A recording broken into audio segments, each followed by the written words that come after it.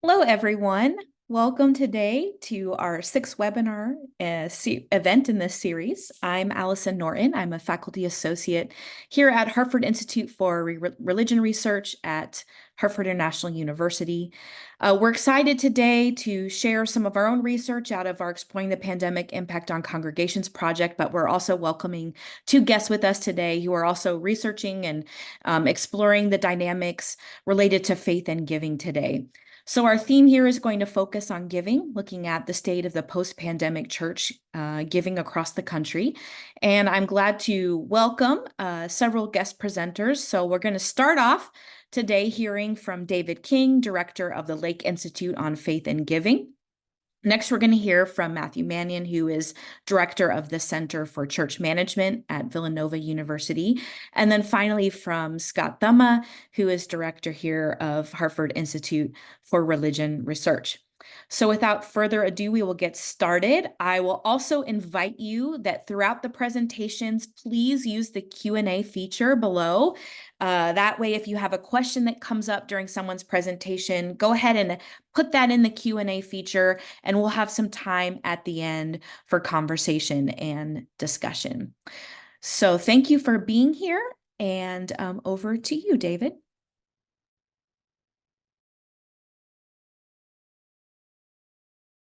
Thanks, Allison. It's a pleasure to be here and excited about what the conversation that we can have together and to get your questions and comments too on a topic that's near and dear to my heart and our hearts at Lake Institute, where we really are focused at the intersection of faith and giving. So Lake Institute is housed at the School of Philanthropy at Indiana University, Indianapolis, and really have loved to work with partners like Scott, Matt, and so many others, looking at some of the big questions here around faith and giving, particularly in this congregational setting in which we're talking about today.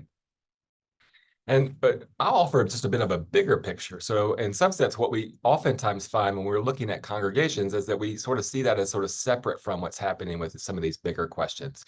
And I'm here to say that, that we're seeing larger changes of pattern in religious identity and faith practice, as well as changes around patterns of giving more broadly.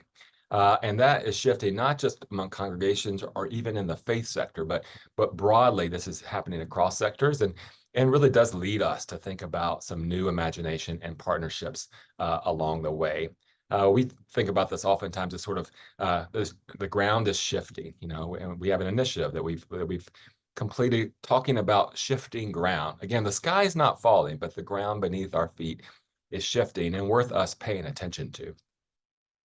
And when we're thinking about those changes in faith in particular, just a few snapshots, one of the places where that shift is happening is a decline in religious affiliation. You often, I'm sure, heard of kind of the rise of the nuns, whether it's through the Pew Research Center, PRRI, or many others who've been able to kind of catalog the rise of the nuns, those who would sort of check none of the above on a survey about their religious identity. Here you can just see over time where the percentage of the American population by year of birth that affiliates with Protestantism has decreased quite sharply. Catholicism is sort of up and down, but the rise of those who would say that they are none continues to grow. That's a trend I think we're aware and matters when we think about changes in religiosity. It's true about membership as well. So over the last few years, we have new research that's telling us that less than 50% of Americans would be a member of a local church, synagogue, or mosque. Not a religious identity, but a sense of belonging. They are members at First Presbyterian Church or this Reformed synagogue, for an example. It's also true for attendance, not only membership and affiliation, but attendance, how often that we participate. And we know that over time, all the research we've done is giving, volunteering, some of those numbers are really tightly connected to engagement patterns. And most often we track that through attendance. And you can see how just those attendance patterns were changing pre-COVID. And you'll hear later sort of how they've developed over time post-COVID. And if we're at a new equilibrium, seeing what those numbers look like are important, whether it's in person or hybrid or online worship matters. But also we can think about just more generally how our congregations, particularly at the height of the mid 20th century, really were associational, thinking about sort of local associations where people came together to do things in the community. They oftentimes were clearinghouses. The majority of our congregations in the US were sort of designed for that age of association.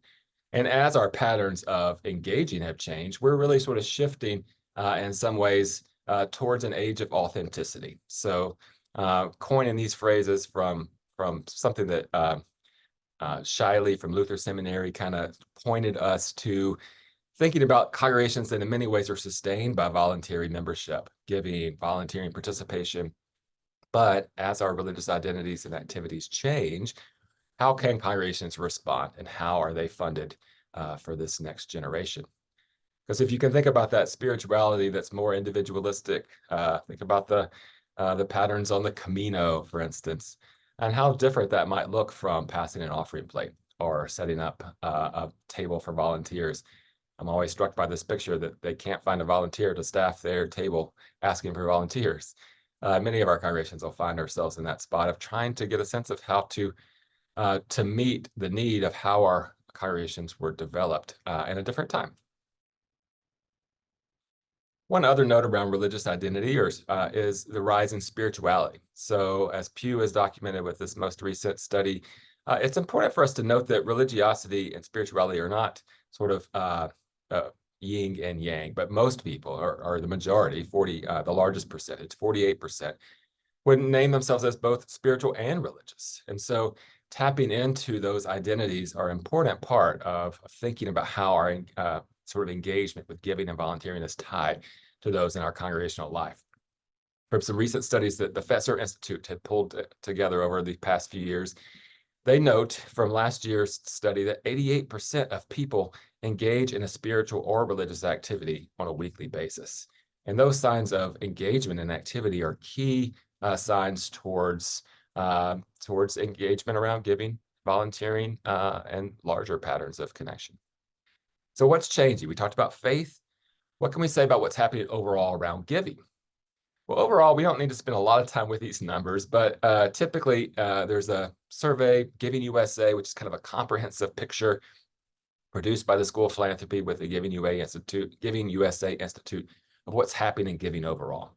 So for last year, for one of the first times in the recent past, giving actually was down 3.5%, over 10% after adjusted for inflation.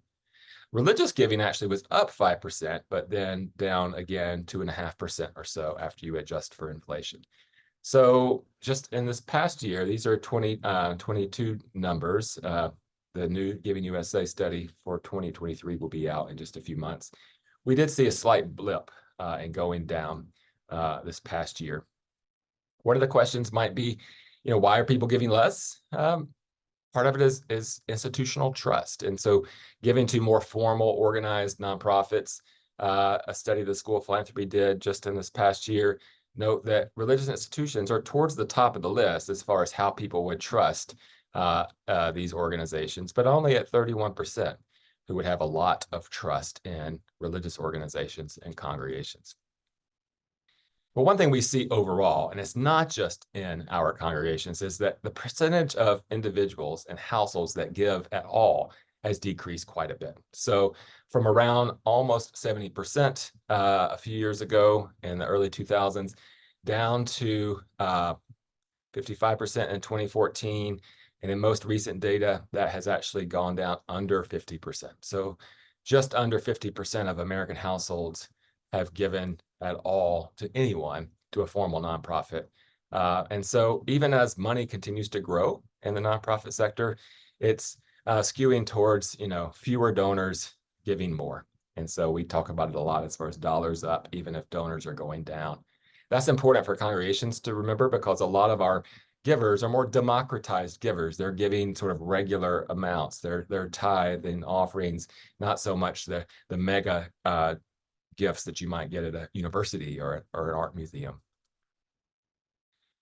Another question is actually maybe people are giving in different ways. And so giving to a formal 501c3 nonprofit or to their congregation might be a key place. But, this slide points to a number of people across generations, but definitely in millennials, Gen Z, and on down, who think of philanthropy or their charitable giving more broadly, whether that might be giving to a political campaign or a GoFundMe or just informally to friends and neighbors, which oftentimes we can't track as giving because it doesn't register in that same way. But in fact, is the way that we've been giving in kind ways in our congregations for decades, for centuries. And maybe we don't actually track that too well in our congregations as well. That just as a note, this is happening again. It's sort of a word of comfort for those of us who are experiencing different economic models and shifts in our congregational finances, is that this is a question that's happening, at a much higher level or more broadly. So there's a generosity commission that pulls together some of the leading nonprofits, foundations from around the country that's asking this particular question, not just around congregations, but thinking about how important giving and volunteering is for civil society writ large. And so it's an important role that congregations play as a voluntary association. It's probably the largest number of congregations as a nonprofit around the country, plays a role in the smallest rural communities to urban centers to suburban America, key aspects that our congregations play and need to be supported as a part of a vital part of our local communities. I'll skip through this for the sake of time, but we can kind of come back to it. Just noting that religion continues to be the largest subsector of the charitable giving landscape. And so 27% of all giving in the United States goes to religious organizations, narrowly defined basically as congregations. So this doesn't count faith-based organizations that might find themselves in higher education or in social services. So a faith-based university or Compassion International, World Vision, Catholic Relief. Some of these organizations would be found elsewhere. So that 27%, almost $144 billion in the past year, goes basically to congregations and denominational entities. But that has decreased over time. So as long as we've been tracking it since the 1980s, we've seen that decrease from around over 50% down to what is 27% today. So that top bar shows the sort of the sectors over time, and you can see that top bar being religion has really declined. So what does that mean for us? Well, in a recent study that we're working to publish here in the next few months, we can see that in this study, at least 70% or so of folks are saying that they gave something over the past year. So higher than what we saw in the most recent numbers. It's asking people to sort of self-report, giving anything over $25. And close to 50%, mid 40% gave to congregations. So still an important place where people give. And this is again across, this is a national study, so you might have plenty of people who don't belong to a congregation or have a religious identity. What we call RIOs are religiously identified organizations, and NRIOs are non-religiously identified organizations. So if you put someone who might give to either a congregation or a religiously identified organization, all those other types of faith-based nonprofits, you would see that the majority give to some type of faith-based organization. Even actually, when you combine those numbers, higher percentages than we give to non-religious.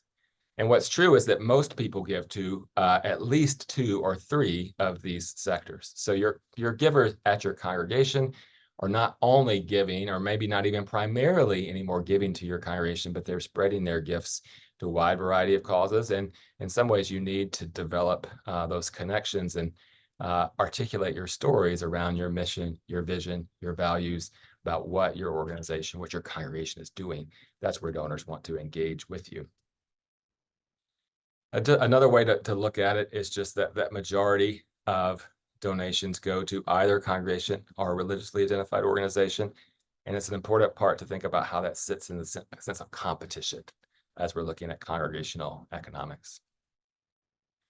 We did a study with one of our partners, Givelify. Givelify is a leading app, sort of an intermediary for giving and oftentimes working specifically in the faith market with congregations. So a study that we did with about 2,000 donors, half kind of came from within the Givelify world, half were just a broader sample, as well as almost 1,000 faith leaders. Think of the head clergy, the church administrator, for example.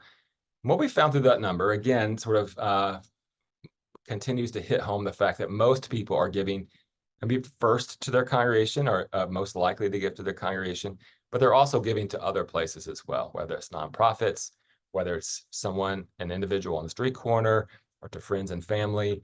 People are participating and giving in a variety of ways. And that's important for us to note, that it's not just to us in our congregation, even if maybe most primarily. And digital giving continues to be super important. You'll hear other numbers along the way with larger studies, and of course, Givelify, a good percentage of the respondents are sort of already know about Givelify connected in the app. So these are going to be higher numbers. But even talking to their faith leaders, over 70% of givers stated that they were giving in some digital form, and that large percentages of the giving to these houses of worship come in digitally, whether that's through an app or through a direct to draft on a regular basis. Important numbers for us to keep thinking about when we're attending to the practices of giving in our congregation. One thing just I wanted to note as a last place to point to is the variety of cultures of giving and cultures or context of where our money goes within that congregational structure. You'll see particular numbers later in my colleagues' presentations about how that breaks down. But for instance, one thing that we learned, because we had a really large, even an oversample of African-American congregations, is that African-American congregations serving oftentimes as anchor institutions in their community were much more likely to connect with local community needs than predominantly white congregations. And the flip was also true for global needs, for instance. Predominantly white congregations were more likely to invest in sort of international missions or humanitarian work, while African-American congregations were less likely to do that, but focused in on local community needs. So thinking about the unique context, even when we paint these broad pictures, is an important part of what we want to look at together. And that's just where I wanted to stop and pass it off. It's just pointing to these changing patterns of faith, more broadly, changing patterns of giving. And what does that mean for our congregations when we're find ourselves in a larger context? And as we sort of shift towards some specifics about what's happening in congregational giving in particular post-COVID, keeping in mind how our congregations sit within this broader network as an important part of where we should head. So with that, let me pass it back to Allison and or Matt. Thank you so much, David. Matt, your turn. Thank you, Allison, and thank you, David. And so I'm Matt Manion. I serve as the faculty director of the Center for Church Management at Villanova University in the Villanova School of Business. And I'm going to share some data that I did with my colleague, Enoch Hill, who's over at Wheaton College. So we did this study together over the last year and a half. Also had some help from Elisa Strandberg here in the business school. And just to give you some sense of what we were hoping to do. So we had three hypotheses we wanted to test. Was one, that the decrease in church attendance since the pandemic led to a decrease in church collections. And what we found was that was actually not true. There was a temporary dip, but there was not the persistent drop that we had anticipated. We expected that larger churches with more financial resources would weather the storm better than smaller, and that was not supported by the data. So the size of the church, the geography of the church, the ethnic makeup of the church made no difference in the outcomes that we saw here. And then we thought that COVID would increase the rate of digital adoption of digital donations, which David was just talking about. That was supported by the data. So just so you know who's in this study, there were 7,922 Protestant congregations, and there were 989 Catholic congregations. You got a sense of the size, the number of pre-COVID donors, as well as the average number of donors. And when you see this compared to some of the data that Scott will share later, these are large congregations. So we admit that these are all ones that use ACS technologies as their platform for tracking parishioner or congregant activity and congregant donations. That's where we're able to get the information, anonymized data from ACS technologies.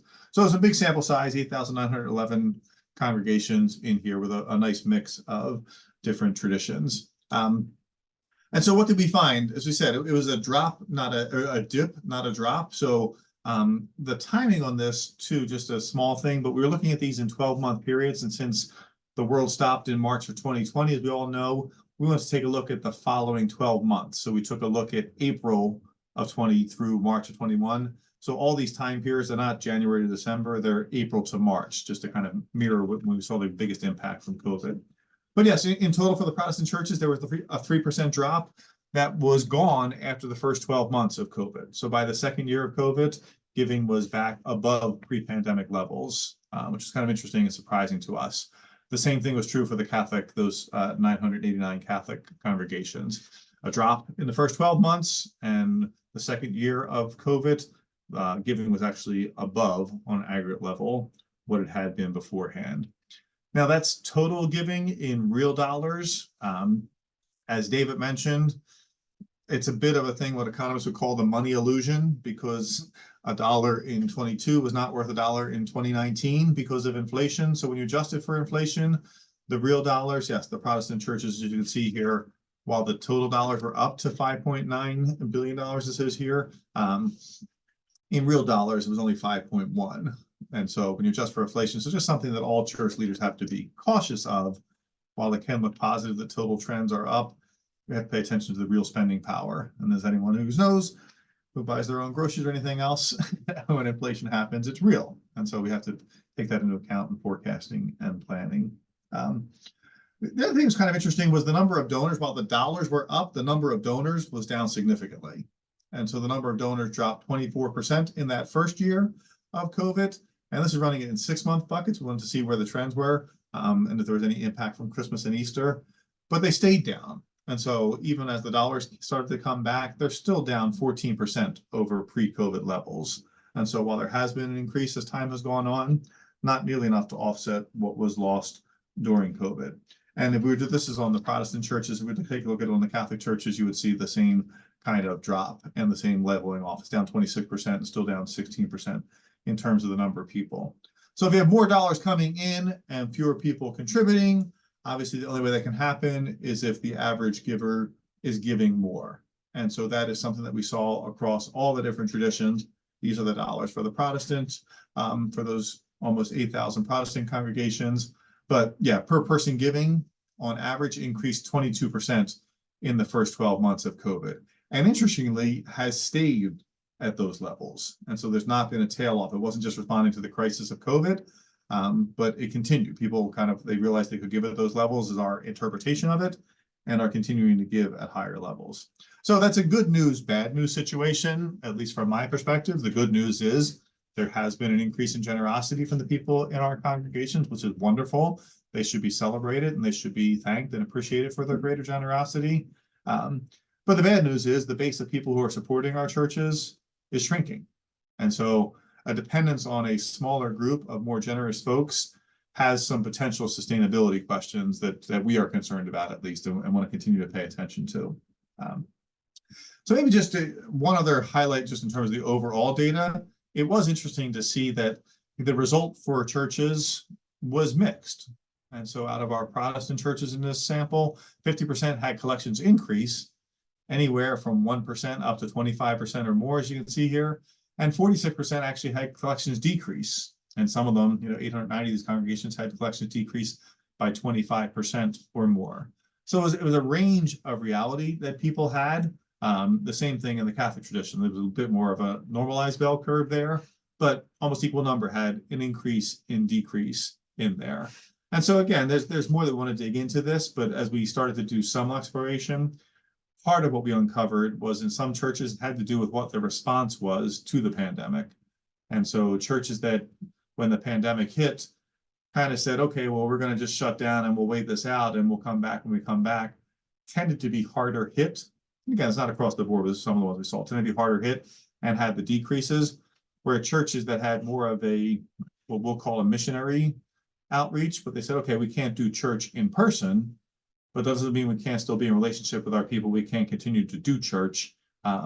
Figured out ways to stay in relationship and were less impacted negatively by it, and actually saw collections go up in many cases. So that's an interesting one to understand, but it was not universally that we were helped or we were hurt.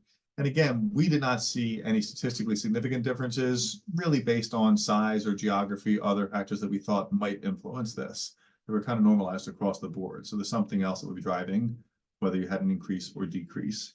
And then David mentioned the digital piece. That was one of the other things. And so, yeah, digital, both the share of donors and the share of the collections spiked when COVID hit, went from being below 15% to being in the mid 30s, and has stayed at that level. So that transformation has changed behavior for a lot of people. And there's lots of good that comes from being digital donors, because people continue to give even when they don't attend in person, which gives a little more stability and predictability for church congregations. Then the one last thing that was just interesting for us, this is not really shocking or new information, but it's just interesting to take a look at it off of more current data. And so this is from the 6 months from October 21 to September 22. So it's about a year old, but just huge variance in the average gifts per donor. And so, yes, at the extreme, the average Southern Baptist Convention donor contributing $4,500 over that period, and the average Catholic contributing $1,500, so 3 times more. And you kind of see the mix in there. So again, Catholic congregations tend to be larger, with the individuals giving less. Other congregations tend to be a little smaller, with the individuals being a lot more generous. So some interesting benchmarking just to see where your particular tradition might fit relative to these average metrics. And so those are some of the things that we saw in terms of the impact of COVID. Yeah, the dip, not the drop, fewer donors giving a lot more, and a much higher digital adoption. So I'm going to turn it over to Scott to talk through some of the other things from what was seen in the studies that were happening there. And we'll see some similarities as well as some perhaps differences. Scott? Thank you very much, Matt and David and Allison, and hello, everyone. I'm Scott Thumma. I'm the director of the Hartford Institute for Religion Research, and also the principal investigator of this project that we're working on called Exploring the Pandemic Impact on Congregations. It's a 5-year study watching how congregations are coming out of the pandemic and adapting to a new reality. It also ties to another project we have called Faith Communities Today, which has been tracking congregational life and vitality for about 25 years. And so our study is really focused specifically on the financial health and vitality of faith communities themselves, rather than on individual donors and givers. It talks about how well is the congregation doing financially, and many other things that we look at. What we've done so far in our pandemic project began with Faith Communities Today 2020 report, research that was done mostly before the pandemic started, with about 15,000 congregations. And then during the pandemic project, we have accomplished 5 national surveys thus far, with the last one being a survey of 1,700 religious leaders in the fall and winter of last year. We've also we have a longitudinal panel that has had 2 waves where we're tracking the same congregations across time. And then we have 82 congregations around the country that we're doing regional case studies where we're looking much more closely at what's going on with those congregations. And we're back in the field with those right at this present. And then we'll be doing in the fall of this year a large survey of attenders, and we're looking forward to seeing what that data says. Much as my colleagues have already said, there are a number of dynamics that are playing out that have direct effect on the vitality and financial giving and such. And one of those is the median in-person worship attendance. When we started our Faith Communities Today research in 2000, the median, which is the midpoint of congregations, half are larger, half are smaller, was 137 in worship. When we started this project in the spring of 2020, it was 65, and you can see that throughout the pandemic, as Matt had talked about, in-person attendance went down. It has come back up some, but is still not where it was pre-pandemic. Not only that, the other important thing to realize in the religious landscape in the United States is that there are vastly more small congregations in the country, but the very largest ones, and by that I mean more than 250 in attendance, have most of the people. So the top 10% of congregations by size have about 70% of all the people who attend. So you have a large number of small congregations with relatively few people in, and few congregations with most of the people. And that has a pretty profound effect also on giving and financial health. So in some ways, as much as my colleagues have already said, it was kind of a financially mixed picture. Early in the pandemic, still in the summer of 21, 41% of congregations said they saw an increase, 30% said they saw a decrease. Almost a third said they had their financial viability was at risk. Almost 20% said they were not sure if their congregation was going to survive. And a lot of that was challenges that they were facing prior to the pandemic, and maybe the pandemic amplified some of that. But what does that look like now?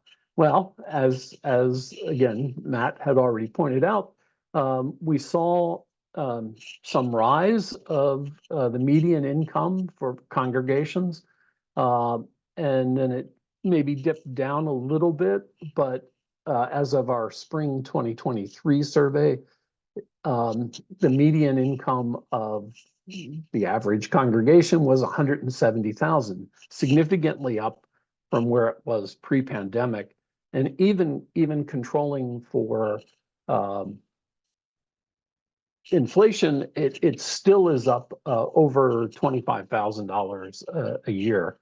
But if you look at the median annual per capita giving, it's slightly different than what Matt reported. In 2023, it was about $2,200 a person. In 2020, it was about $2,000. So that seems like good news, again, until you factor in inflation. And then it really should be up to $2,367 in order to keep it at what it was prior to the pandemic. Another way to look at this is to ask the religious leader, what is the congregation's financial health? And we did that both in 2020 and then also in 2023. And they could say serious difficulty, some difficulty type, but we manage, or good or excellent. And you notice that, in fact, the clergy's assessment of where they're at looks a little bit better in 2023 than it did in 2020. In 2020, excellent was 17%, and 2023 it was up to 26%. And there are fewer at the more challenging end of difficulties. So I think there have been some change, at least in the perception of change, but also in the increase in income. Another way we use in our survey to test this is we asked them, the survey taker, what was it 5 years ago? What was your financial health? And then what is it now? And so we calculate whether it's better now or worse now based on those two measures. And so we looked at that in 2020 and we looked at that in 2023. And you can see that there has been some change that in fact about 5% more congregations are saying it's worse now, and about 10% are saying 10 or 11% are saying that fewer are saying it's better now. So So there has been some change, even though the perception that financially we're doing fairly well. When they look at the individual congregation shift in 5 years, things don't look quite as well as they might think. Before I go any further, though, I wanted to take a brief look at where the money's coming from based on our surveys and where it's being spent. As you can see, and no surprise, the vast majority of income comes from individual contributions, but money does come in other ways, and I think that's becoming even more significant. Congregations are raising questions about how to diversify their income streams. But you can also see that it goes out mostly in salaries and building operations. But we are starting to see some changes in how congregations expend their resources as well. So now to take the direct question of what has changed in the pandemic and what effect does that have? Obviously, one of the major changes is online giving.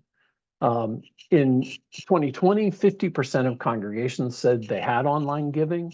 In 2023, 69% said they did. But if you think back to 2015, only 31% were doing online giving. So having it has always been important, but also emphasizing it is incredibly important. And looking at our faith communities today data, we always knew that was the case. If somebody had it, if they emphasized it, congregations were going to make more money. And you can see, looking over on the far right bars, that in fact across 2015, 2020, and 2023, not only did they have online giving, but they emphasized it significantly more. But then there's also the question of not just having it or emphasizing it, but do the people use it? And in 2020, 15% of members donated online, and 10% of all gifts that were received came through online. This has changed pretty significantly by 2023, and when it was 20% donating online and 30% of gifts were received that way, which comes pretty close to matching what Matt's figures were. And as Matt's data also seem to imply, having and using online giving does make a difference in income. And we found that also to be the case, not only in the last 15 years of Faith Communities Today work, but in our data too, that if you have online giving and you emphasize those methods, your per capita giving goes up. And that was absolutely the case. We also did a very small and kind of speculative sample of attender data with our regional research, and in that data set of attenders, 32% of them said that they had increased their giving during the pandemic, while only 12% said they had decreased it. So I think, as Matt said, there really are some shifts in how people are thinking about giving in this time. The other major pandemic shift that happened was virtual or hybrid participation, and that too has a pretty significant effects on online giving or on giving. In 2023, 75% of congregations had adopted an online virtual worship in addition to in person, and most of them were using it weekly. For comparison, only about 45% of congregations surveyed pre-lockdown did live stream their worship service. and only about half of those were doing it frequently or always. And in 2025, just 19% had live streamed their services. So a pretty significant change. So you had 73% of congregations offering services in a hybrid mode, while 25% were exclusively in person, and only 2% were online only.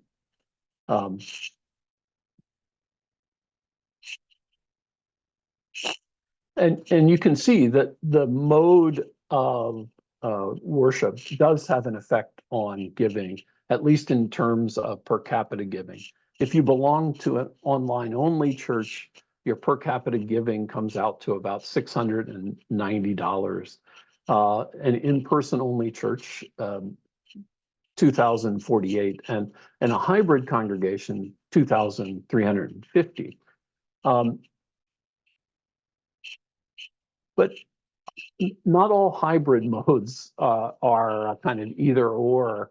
And we found that hybrid congregations that might have a little online and a lot of in person, or some congregations have relatively few in person, but a lot online. And that ratio makes a pretty big difference. And so what we did was create 4 different categories of hybrid, from mostly online to mostly in person. And you can see in this that, in fact, the more in-person folks you have in a hybrid worship service, the more likely you are to have an increased amount of giving per capita. So what to make of all this? I don't really know. It's the pandemic and societal shifts and our cultural reality is changing, as David and Matt both pointed out. And it's changing the way faith communities are receiving funds today. Our data shows that the pandemic effects are not done shifting. They're still kind of in flux. So there's talk of diversifying revenue streams and finding alternative ways to fund congregational life. And I think what we've said here today sort of adds to that necessity. So thank you. And I look forward to talking with you all. Great. Well, thank you so much, Matt, David, Scott, for leading us through this conversation and sharing your research. Our time is up for today, but I will invite you all to our next webinar in this series. So on May 2nd, same time, 12:15 Eastern, we're going to have a webinar about small churches. Small church, large present. And we're going to look at some of the trends that we see in small congregation vitality, particularly comparing the Episcopal Church and United Church of Christ data. So inviting you all to come to that if you're available. Thank you all for attending, and we hope to see you next time. Thanks all.